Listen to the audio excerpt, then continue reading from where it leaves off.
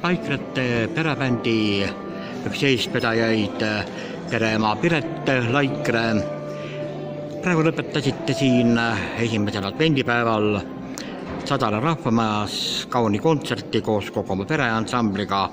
Aga kuidas üldse teie ansamblile ja kogu teie perele on tänavused jõulud tulemas? Kuna lapsed käivad koolis ja nad käivad muusikakeskkoolis, siis teadagi on kõigil nii palju kohustusi. Jõulud on tihedad,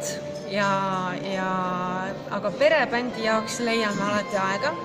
Ja muidugi on ka selliseid juhtumisi, et mingid asjad kattuvad.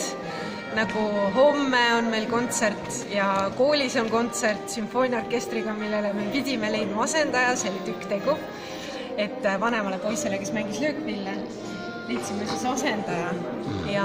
Aga ikkagi see on suur rõõm käia niimoodi sellistes kohtades nagu täna siin Sadalas ja üleüldse Eestimaa paikades, nii et lapsed on ka hakanud tõeliselt nautima, et me õpime Eestimaad tundma ja inimesed on lihtsalt nii toredad ja armsad, kes meid kutsunud on siiani ja